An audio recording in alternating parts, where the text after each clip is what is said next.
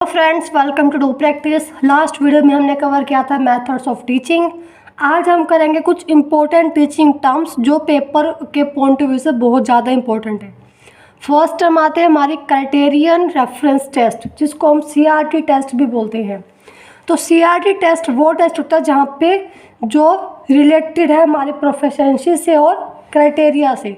For example, जैसे हमने net का फॉर्म फिल किया तो उसका क्राइटेरिया क्या है कि जिस बच्चे के मास्टरी ऑफ सब्जेक्ट में मीन्स MCOM में जो भी सब्जेक्ट्स था आपका मास्टर ऑफ कॉमर्स में उसके 55% से अबव मार्क्स है या 55% मार्क्स है, वही नेट का एग्ज़ाम जो है फिल कर सकता है, नेट का फॉर्म फिल कर सकता है। तो ये क्राइटेरिया फिक्स हो गया। मतलब यहाँ पे हमारा पहला टेस्ट क्या हुआ, क्राइटेरिया रेफरेंस टेस्ट। पहला टेस्ट हमारा क्राइटेरिया को फुलफ़िल करना था कि अगर हमारा 55% का क्राइटेरिया फुलफ़िल होता है तो हम आगे नॉन रेफरेंस टेस्ट तक पहुँचेंगे।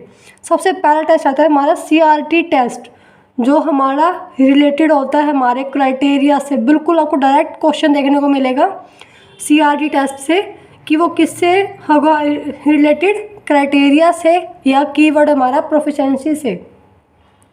क्राइटेरिया जैसे कि अगर आपको कोई भी काम करना है तो पहले उसका क्राइटेरिया जो है फिक्स होते हैं। अगर आपको कहीं एडमिशन लेना है तो उसकी लिस्ट लगेगी या कहीं ना कोई क्राइटेरिया फिक्स होगा कि जिसके 60% अबव मार्क्स होंगे या जो मेरिट लिस्ट में होगा वही उसका एडमिशन होगा। तो नॉन रेफरेंस टेस्ट होता है हमारा एडमिशन के बाद, मीन्स जब एग्ज़ाम होता है उसके बाद। और एग्ज़ाम से पहले हमारा कौन सा टेस्ट होता है, CRT test, criterion reference test, जहाँ पे जो क्राइटेरिया फुलफिल होगा उसके बाद ही वो कंडीशन पूरी होती है। अगर बच्चे के 55% मार्क्स है तो ही वो फॉर्म फिल कर पाएगा, अदरवाइज़ नहीं कर पाएगा। सेकंड टेस्ट आता है हमारा नॉन रेफरेंस टेस्ट, उसको हम NRT टेस्ट भी बोलते हैं। नॉन रेफरेंस टेस्ट होता है हमारा रिलेटेड टू रैंक और परसेंटाइल। जैसे कि हमारा नेट का फॉर्म फिल हो चुका है, क्राइटेरिया फिल हो चुका है, उसके बाद हमने एग्ज़ाम दिया तो एग्ज़ाम में जो परसेंटाइल है, जैसे कि 99.9 परसेंटाइल जिसके होंगे वही GRF क्रैक करेगा या फिर ऐसा कुछ होगा। तो मीन्स जब वो परसेंटाइल जहाँ पे नॉर्म हो, मतलब कि नॉर्म है जहाँ पे नॉर्म रेफरेंस है, जहाँ पे परसेंटाइल आ गई, जहाँ पर रैंकिंग आ गई, वो हमारे आते हैं नॉर्म रेफरेंस टेस्ट में। अब टॉप 10 रैंकिंग को हम आगे प्रायोरिटी देंगे तो वो भी हमारी किस में आ गई, नॉन रेफरेंस टेस्ट, जो हमारी किससे रिलेट करेगी, रैंक से या परसेंटाइल से। जो हमारी नेट के एग्ज़ाम में होती है कि जो परसेंटाइल इतनी आएगी वही तो वही एग्ज़ाम क्रैक करेगा, जिसकी 94 पॉइंट समथिंग परसेंटाइल आएगी उसी का नेट क्लियर होगा, ऐसा कुछ भी हो सकता है। तो यहाँ पे हमारा टेस्ट रिलेट करेगा रैंक से या परसेंटाइल से, उसको हम बोलेंगे नॉन रेफरेंस टेस्ट। बिल्कुल डायरेक्ट क्वेश्चन आता है, आप दोनों टेस्ट को याद रखेंगे। क्राइटेरिया जहाँ पे क्राइटेरिया फिक्स होगा, फॉर एग्जांपल 55% वाला एग्जांपल याद रखना कि जहाँ पे आपका एग्जाम क्राइटेरिया फुलफिल होगा वही एग्ज़ाम फॉर्म फिल कर पाएगा। एंड नॉन रेफरेंस जो उस परसेंटाइल तक क्रैक करेगा या उस रैंकिंग तक पहुँचेगा वही आगे जो है उसी को आगे प्रायोरिटी मिलेगी। तो दो टेस्ट हो गए हमारे, criteria and non reference test. Next important point है हमारा टीचिंग में ही, टीचिंग एप्टीट्यूड में ही। हमने अभी तक लेवल ऑफ टीचिंग किए थे एक वीडियो में, उसमें 3 लेवल ऑफ टीचिंग होते हैं। सबसे पहले होता है हमारा मेमोरी लेवल, उसके बाद होता है हमारा अंडरस्टैंडिंग लेवल, देन होता है हमारा रिफ्लेक्टिव लेवल। तो 3 लेवल ऑफ टीचिंग हमने किए थे। एक होता है ऑटोनोमस लेवल। ऑटोनोमस लेवल जो है वो भी एक लेवल ऑफ टीचिंग ही है, बट उसको हम इसमें कंसिडर नहीं करते। ऑटोनोमस लेवल वो होता है जो नेचुरल लेवल होता है किसी भी बच्चे का जो नेचुरल लेवल है। जैसे कि जब बच्चा लेवल ऑफ टीचिंग जहाँ पे मेमोरी लेवल ऑफ टीचिंग जहाँ पे वो खुद मतलब जहाँ पे टीचर उसको सिखाता है, बट ऑटोनोमस लेवल में वो खुद से सीखता है। जैसे कि वो जब बच्चा 3-4 साल का होता है तो वो खुद से सीखता है दूसरों को देख के, कि अगर सामने वाले ने टीवी का रिमोट उठाया तो वो भी टीवी को रिमोट को उठाएगा। सामने वाले ने ग्लास कुछ भी है वो ग्लास में डाल के पिया है तो वो भी ग्लास में, मतलब कटोरी में पिया तो कटोरी में। मतलब वो नेचुरल लेवल है, वो सामने वाले को देख के सीख रहा है। जैसा सामने वाले ने पेन पकड़ा तो वो ट्राई करेगा कि मैं भी ऐसे ही पेन पकड़ूँ। तो मिस ऑटोनोमस लेवल जहाँ पे जो नेचुरल लेवल है, जो जहाँ पे बच्चा खुद से सीखता है। पियाजे और वाइगोस्काई ने बोला है कि इस बारे में कि ये बच्चा यहाँ पे खुद से सीखता है ऑटोनोमस लेवल में। ये लेवल ऑफ टीचिंग ही है, बट उसको हम कंसीडर नहीं करते इन तीनों लेवल के अंदर। मेन 3 लेवल ही माने जाते हैं, पर कहीं पर आपको क्वेश्चन देखने को मिलेगा ऑटोनोमस लेवल क्या होता है। तो आपको पता होना चाहिए कि ऑटोनोमस लेवल जहाँ पर बच्चे का नेचुरल लेवल है, जहाँ पे बच्चा खुद से सीखेगा, खुद से ही लर्निंग करेगा बिना किसी की हेल्प के। यहाँ पे कोई टीचर नहीं होता, जो उसको दिख रहा है वैसा वो सीख रहा है। नेक्स्ट इंपॉर्टेंट पॉइंट है हमारा maximum performance test. Maximum performance test, नाम से पता चल रहा है कि मैक्सिमम कितना परफॉर्म कर सकता है कोई भी स्टूडेंट, जहाँ पे हम उसकी टेस्टिंग करते हैं कि उसका मैक्सिमम परफॉर्मेंस कितना होगा, तो वो होता है हमारा मैक्सिमम परफॉर्मेंस टेस्ट। आपको एग्ज़ाम में कुछ लाइन मिलेगी इस टाइप से कि जहाँ पर हम स्टूडेंट की अपर लिमिट्स को चेक करते हैं, उसकी अपर नॉलेज के अपर लिमिट्स को चेक करते हैं, उसकी एबिलिटीज़ की अपर लिमिट्स को चेक करते हैं, तो वो कौन सा टेस्ट होगा, वो होगा मैक्सिमम परफॉर्मेंस टेस्ट। अगर आप ध्यान से इन पॉइंट्स को करोगे तो आपको पता चलेगा कि एक शिफ्ट में कम से कम 2 या 3 क्वेश्चन जस्ट इन पॉइंट्स से ही आए हुए हैं, जो हमने इंपॉर्टेंट पॉइंट्स कर रहे हैं। बिल्कुल डायरेक्ट क्वेश्चन है, कुछ भी आपको दिमाग नहीं लगाना है, जितना हमने लिखा है वही याद रखना है, कंसेप्ट समझना है, कुछ भी नहीं करना है। बिल्कुल डायरेक्ट क्वेश्चन देखने को मिलेगा। 1 से 2 शिफ्ट में तो क्वेश्चन 3 से 4 यहीं से अटैम्प्ट हुए। इम्पोर्टेंट इसी वजह से बोला क्योंकि इम्पोर्टेंट है।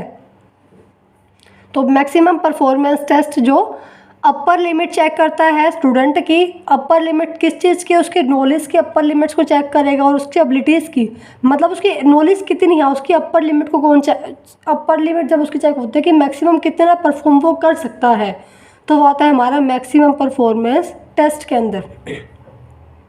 और जब हम PYQ करेंगे तो आपको पता चलेगा कि क्वेश्चन यहाँ से कैसे अटैम्प्ट होते हैं।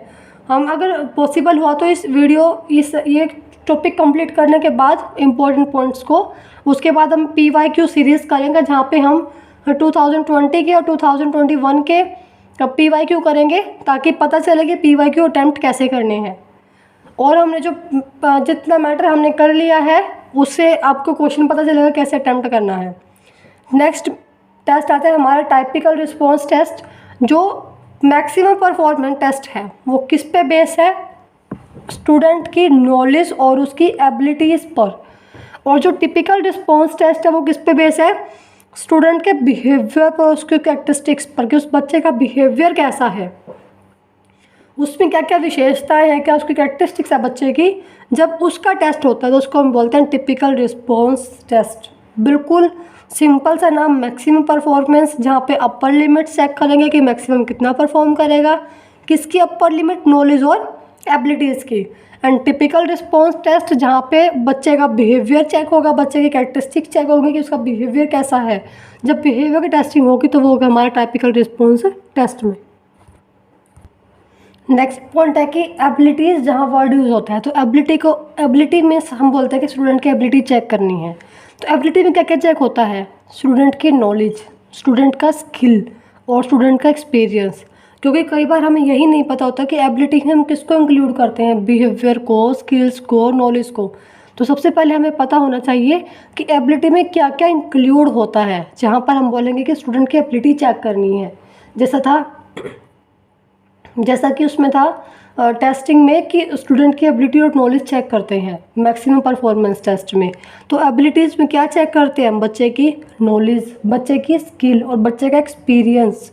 बिल्कुल सिंपल डायरेक्ट कीवर्ड बता रहे हैं हम कि abilities means knowledge, skills and experience. जहाँ पे विलिंगनेस की बात होगी कि विलिंगनेस में क्या चेक करना है, तो विलिंगनेस में हम चेक करते हैं बच्चे का कॉन्फिडेंस, उसमें स्टूडेंट का मोटिवेशन एंड स्टूडेंट की कमिटमेंट, मीन्स वो कितना कॉन्फिडेंट है, कितना कमिट करता है अपने आप को उस चीज़ को करने के लिए, कितना वो विलिंग है उस काम को करने के लिए, कितना मोटिवेटेड है, कितना वो उसमें कॉन्फिडेंस है उस काम को करने के लिए। तो विलिंगनेस मीन्स बच्चे का कॉन्फिडेंस चेक करना, उसका मोटिवेशन चेक करना, उसकी कमिटमेंट पावर की जितना वो बोलता है उसमें विलिंग है या नहीं करने के लिए। नेक्स्ट आता है कंडीशनिंग। तो कंडीशनिंग का बिल्कुल सिंपल सा आप याद रखोगे, कंडीशनिंग मीन्स आदत डालना या आदत लग जाना, आदत डालना, कंडीशनिंग। जैसे कि हमने एक थ्योरी की थी, लर्निंग थ्योरी, जिसमें जो पावलोव है वो कुत्ते की कंडीशनिंग करता है, डॉग की कंडीशनिंग करता है कि पहले उसने बेल बजाई और खाना लेके आया, फिर उसने बेल बजाई फिर खाना लेके आया।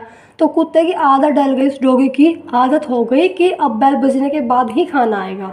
और जब एंड टाइम पे क्या हुआ कि सिर्फ बेल बजे और खाना नहीं आया, फिर भी उसकी सलाइवा आनी शुरू हो गई, कुत्ते के मुंह से लार आनी शुरू हो गई, क्योंकि उसकी आदत डल चुकी थी। अभी उसको पता है कि बेल बजने के बाद ही मेरा खाना आएगा। तो कंडीशनिंग में जहाँ पे हम उसकी आदत डलवा देते हैं, उसमें आदत, उस चीज़ की आदत पड़ जाती है उसको कि बेल बजने के बाद ही खाना आता है। तो कंडीशनिंग का मेन कीवर्ड क्या है? Behaviour modification. जहाँ पे उस लर्नर का कोई भी हो, उसका बिहेवियर मॉडिफाई होता है, उसका जो बिहेवियर उसमें चेंज आता है।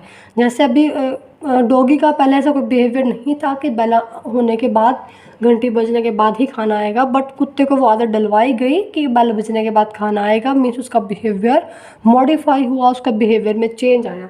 तो कंडीशनिंग मीन्स जहाँ पर बिहेवियर मॉडिफिकेशन हो। Next is learning. लर्निंग का बिल्कुल सिंपल सा नाम है परमानेंट चेंज इन बिहेवियर। जब हम किसी भी अपने बिहेवियर में परमानेंट चेंज लेके आते हैं, फॉर एग्जांपल हम किसी को रोल मॉडल मानते हैं, किसी क्रिकेटर को लेके चलो, उसको रोल मॉडल मानते हैं, और उसको रोल मॉडल मानते हुए जो उसका बिहेवियर हमने अपने बिहेवियर में लाना शुरू कर दिया, और वो बिहेवियर हमारे बिहेवियर पे परमानेंट चेंज लेके आया, मतलब जैसा वो चलता है वैसा हमने चलना शुरू कर दिया। तो वो लर्निंग हो गई हमारी, कि जब हमारे बिहेवियर में परमानेंट चेंज आता है। तो लर्निंग बिल्कुल सिंपल सा मीनिंग है permanent change in behaviour. Next है हमारा कि जो टीचिंग है, टीचिंग को हम बोलते हैं कि ओवरऑल डेवलपमेंट। उसमें हमारी ओवरऑल डेवलपमेंट होती है, हमारी स्किल्स भी इम्प्रूव होती है, हम हमारी स्किल्स भी इम्प्रूव होती है, हम उसको इंटेलेक्चुअल पावर भी हमारी स्ट्रॉन्ग होती है, साथ साथ हमारे में विलिंगनेस भी आती है। तो मतलब टीचिंग में हमारे तीनों डोमेन फुलफिल होते हैं, हमारी ओवरऑल डेवलपमेंट होती है।